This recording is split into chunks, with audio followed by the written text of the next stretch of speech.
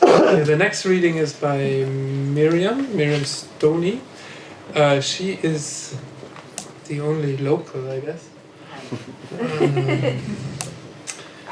She describes herself as a writer, artist, and translator working through art writing, performance, audio, and installation. Recent performances was part of Schlechte Wörter at Haus der Kultur und der Welt, and she showed recently at MUMOP in Vienna. We're going to hear a piece or excerpt of a novel you're writing. Yes. Let's go.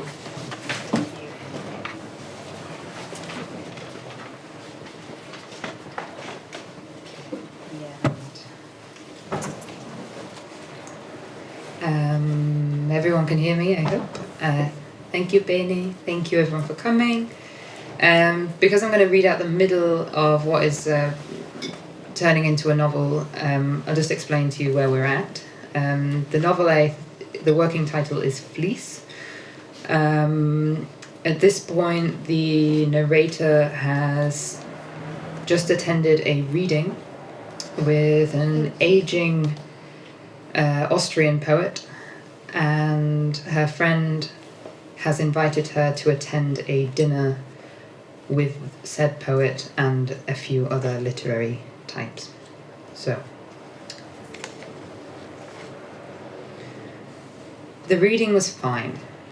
I understood most of it and allowed myself to switch off during the longer forays into concrete poetry. Anna was 4 people in front of me on the staircase to the exit, as I also made my way up into the evening. Outside, she was scowling and shaking her head in disagreement, her interlocutor gesticulating the shape of his argument around her face. She saw me and switched to English, taking me in her arms and then kissing me lightly on the cheek. I was sure I felt her recoil, but she kept smiling at me. "You know Florian, from Berlin." And Florian chimed in with a sincere, "Nice to meet you," which confirmed that he had no idea who I was. Keeping my response casual, I addressed them both at once in German, second person, informal, plural. Wann seid ihr angekommen? The restaurant was a short walk away, but I didn't know my way round the first district. I tried to follow the blue dot on Google Maps, but ended up leading a whole group down a dead end. Someone took over as our guide. Florian asked if I was just visiting Vienna. I said I'd lived here for around 2 years. He asked where I'd lived before that. I said I'd lived in Berlin for a couple of years after studying in England. He asked whereabouts in England I had studied, and I said Oxford and London. He asked if I was from London. I said no. He asked where I was from, and I said the north of England. He said he didn't know it. I said he must know that there's a north of England. He said of course he knew, he just didn't know anything about it. I said he must have heard of Leeds, Sheffield, the Arctic monkeys. He laughed, shaking his head as he did so. He said he would have to visit one day. I said he needn't bother. Then he asked why I could speak such good German. He said I must have a German parent. I said I studied German at university. He asked what Germanistik was in English, and I told him that we called the course German Soul. Deutsche Seele. Playing with English homonyms lands you in transcendental places, he asked. I said yes, unable to trace the punchline between us. Anna was on good form. She orchestrated the group into a spontaneous seating plan which put me in the corner of the L-shaped bench in my preferred position. She sat to my right, Florian to the left, at one end of the long table. At the opposite end sat the old poet, next to him his wife. There were 5 other people sitting at the table, none of whom I'd ever seen before. Florian saw me looking worriedly into the space between the 2 place settings, his and Anna's, and called out to a passing waiter that we needed another set of cutlery. The waiter appeared to ignore him, though he reappeared a moment later with a knife, fork, a napkin, and a wine glass, which he passed directly to me. The poet ordered 2 bottles of white wine and 1 of red. I ordered a bottle of sparkling water. Florian was passing the menu, asking no one in particular what foodstuffs the Austrian words referred to. I leaned over and slid my finger down the menu, stopping at words and offering Bundesdeutsch translations for aubergines, tomatoes, spätzle, specific cuts of pork and beef, cakes and desserts. I turned to look at his face and saw him smiling, or perhaps he was smirking. I felt my cheeks flush, realizing he'd been playing dumb to see who would fall for it. Who would reveal themselves as a patronizing pedagogue, bridging a cultural divide that didn't really exist. I didn't say anything more but took out my phone, typed a message and sent it to a number under the name Stoney G. I slipped my phone back into my coat pocket, which then vibrated against the leather upholstery as soon as I put it down. Anna poked at her phone, which was lying on the bench. No new notifications I could see on her screen from where I was sitting. But she picked it up anyway, tilted the phone away from my sightline and started tapping, smiling subtly as she did so. By the time the drinks arrived, I had managed to blot out my humiliation with a firm pinch of the skin on my thigh. We knocked our glasses only against those closest, then waved them around in the direction of others, half-hearted adherents to a convention. I had mixed 1 part white wine with 3 parts soda water. This did not escape Florian, who took this weak concoction of mine as an opportunity to ask whether I was not drinking for a reason. From that moment, it became apparent to me that he was observing my every movement. I hoped he hadn't seen me nipping at my leg, repositioning the bra strap on my shoulder, smelling my own breath, sighing, frowning. I was getting more and more uncomfortable, noticeably jumpier, tightening my grip on the reins at the same time, the tension constricting my mind. Get a fucking grip. Get a grip, you fucking idiot. Fuck you, get gripping, you idiot. You fucking idiot, you fuck. I was drinking, correction, smiling. I was already 1 small beer ahead. The waiter was back at our table again. I ordered a plate of boiled beef, rösti, cabbage, apple and horseradish sauces. Anna made lengthy inquiries about ingredients, whether there were any dishes without animal products. Lentils. She ordered the lentils.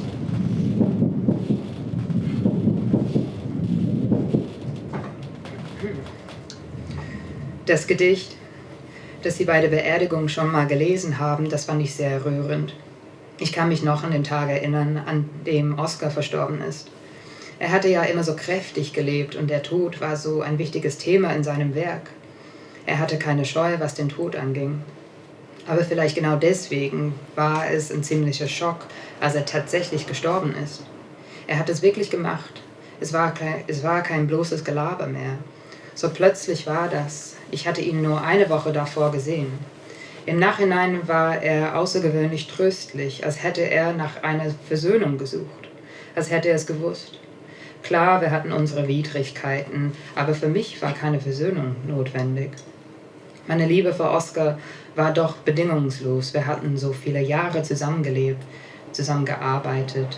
Unser Verhältnis war zwar komplex, aber es war in dieser Komplexität, dass die gegenseitige Liebe so vielschichtig und beweglich wurde. Ihr Gedicht hat es so perfekt formuliert. Überaus, fern, auf einmal, wieder, was war das nochmal? Unweit?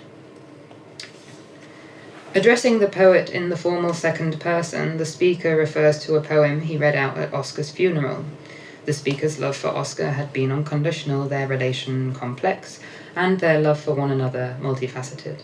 The poet's words were perfectly formulated in German, the speaker's an approximation. Wait, no, I'm still on page. I didn't know Oscar. He had been a writer of some importance in Vienna. We had read some of his poems in seminars at university. I liked the quiet, matter-of-fact melancholy about them, though I didn't know his work well enough to follow the details of the conversation. His publisher was sitting in the middle of the table, turned to face the old poet, whose publisher he must have been too. He was addressing the whole table obliquely, taking the opportunity to relay his own eulogy, and in doing so commanding the attention of everyone present. I had nothing to say, though nobody expected me to say anything. Anna was engrossed. She loved to infiltrate this generation of writers. She knew their bodies of work, and slipped nimbly into discussions of singular lines in even their most obscure verses, sometimes recalling the phrasing more accurately than the authors. When the conversation turned to her and her work, she was generous in her contributions to the conversation without oversharing. There was always space to interject, though no one did. They just listened attentively.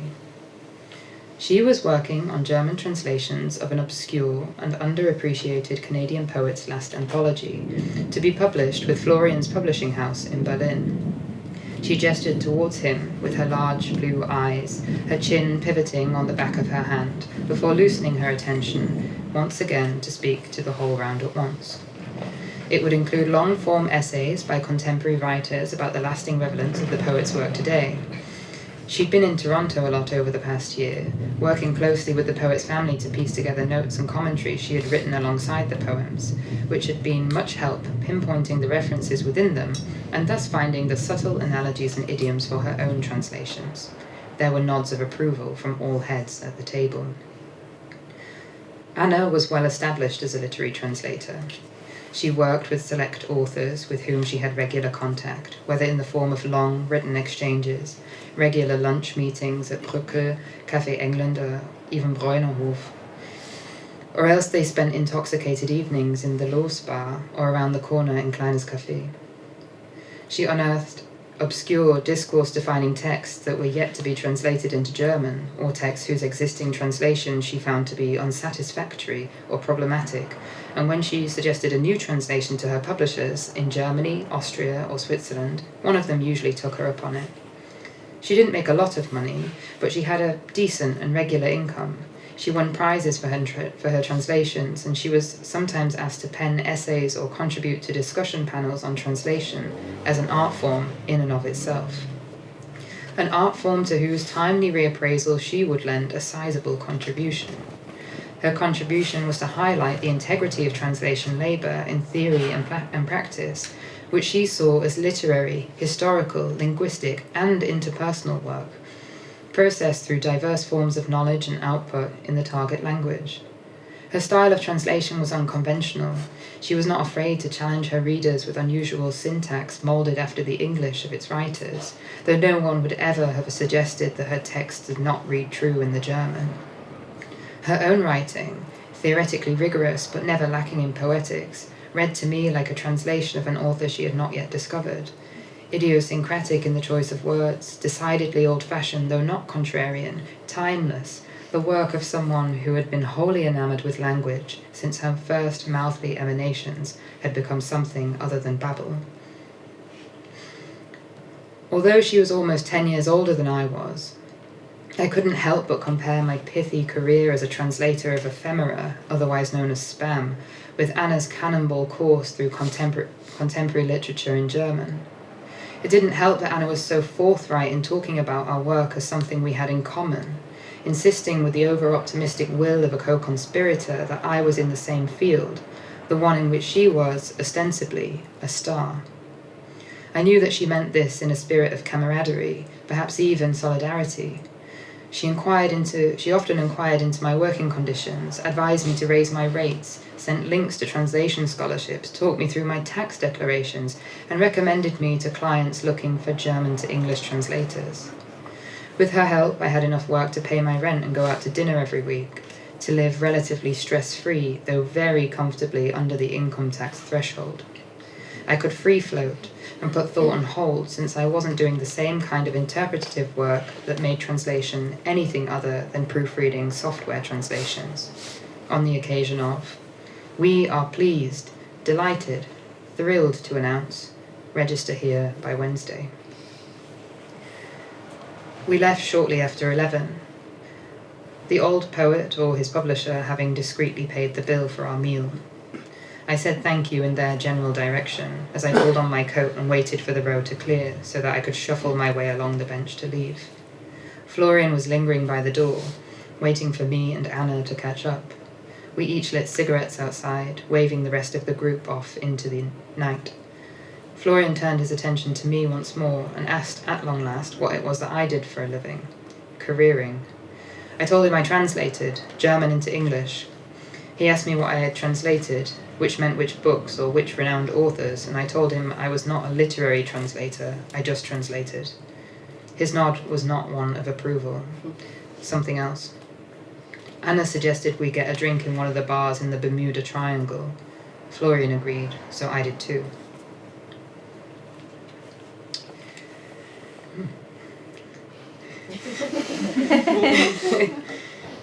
I ordered an Averna Sour and another small beer. There's a lot of Vienna references in this text. Florian did too. Anna ordered a white wine spritzer and selected a table equidistant from the door and the toilets. From there, I could scan the whole room, populated by varying ages, clothing styles, and drinking habits. Having paid close attention to my alcohol consumption all evening, my 2-drink order came as a surprise to me. It must have been a manifestation of some other thing I had yet to understand. Perhaps that I liked Florian, in spite of his teasing manner and the faint waft of superiority about him. Liking Florian would have been fine if I could have felt it. The pull of an attraction, or even the slightest desire to touch him. Instead, I sat with the 2 drinks in front of me, entirely satisfied with my order, and happily perplexed by my own decision. Mirroring my order hadn't endeared me to Florian, though I felt as though we were going into something together, a situation, a common contrivance. Alcohol didn't tend to make me more ostentatious or honest. Drunkenness manifested itself in an unraveling of my speech. Certain German consonants eluded me. I would choke on a word like anstrengend and flush with embarrassment. But by this time, I was prepared to drink. I wanted to drink. I ordered another beer. I said nothing for what could have been hours. I thought the unthought through thoughts, like, I didn't like Florian, I just liked that he liked me, and I liked this thought very much. I felt the tension in my neck and shoulders ease as the 2 of them continued their conversation about the anthology. They had a common purpose. Their relationship was contractual, the friendship followed naturally. The meaning of their speech started to slip out of my understanding. I consciously relaxed my listening to take in the sounds of my surroundings. The nouns were the first to disappear. In their places, not voices but something else. Not music, not glasses clinking, the howl of English lads necking half-litres of beer around the corner. I heard the world disintegrate, was sinking into a sonic abyss, though it was more like passing through a tunnel, as I seemed to be getting further and further away from the bar until I could hear somewhere else entirely. A quiet room, indoors. Outside on the street, cars passing by periodically, but the traffic was not heavy. Rain had fallen, outside, now lively like daytime. In another room, or perhaps another part of the building, doors were opening and closing. Children shouting, again outside. Soft, creaturely snoring, close by. And overlaying it all, the sound closest to me, fingers hammering against keys, typing, stopping, clicking, typing. I could still see Anna and Florian, their lips moving, still see the bartender gathering glasses and placing them on the worktop behind the bar, a jukebox, glowing, surely playing. The typing stopped. Then a chair screeching against a hardwood floor, steps becoming distant, a door opened and then closed.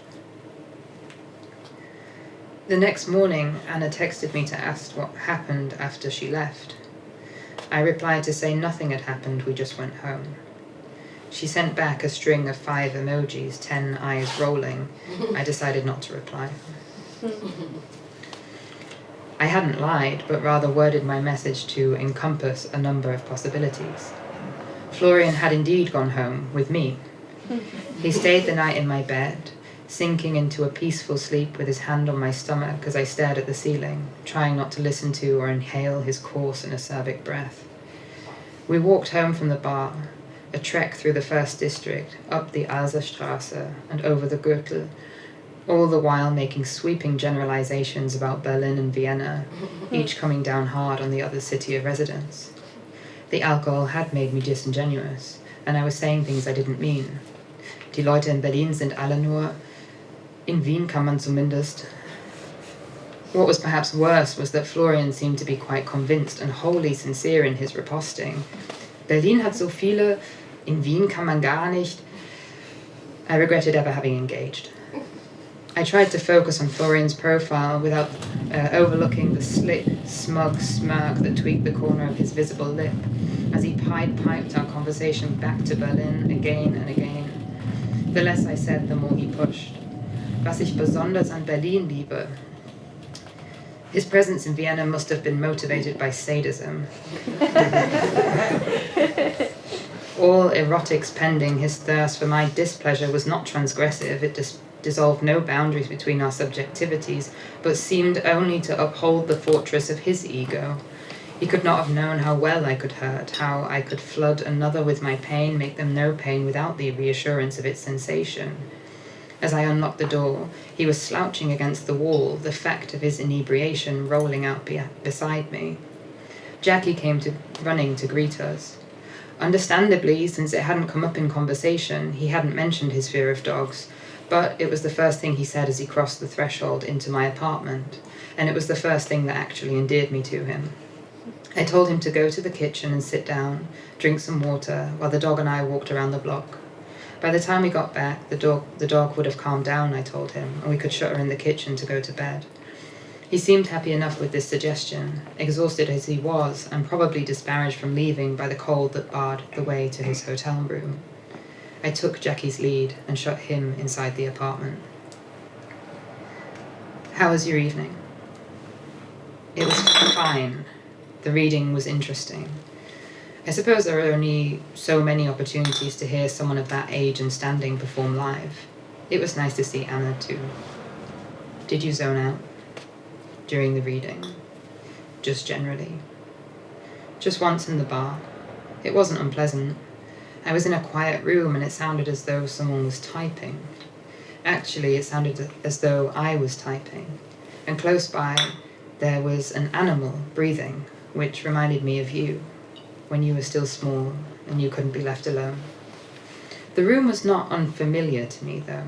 I couldn't say whether I'd been there before. There wasn't a strong sense of time about the whole thing. I could still see everything that was happening in front of me. Anna and Florian continued their conversation. The people in the bar slowly finished their drinks and ordered fresh ones. I was there, but I was also in this other room until someone, perhaps it was me, I don't know, got up and left, and then it was over. Interesting. What do you think it means? I don't think that's for me to say. I sent a message to myself while we were in the restaurant. I wasn't feeling so good. I was very self-conscious, sitting with all these literary figures. I had nothing to contribute to the conversation, and no one expected anything of me either. Let me read it to you. Here. Is this the middle of my life? What do you think? I suppose it's the middle of something.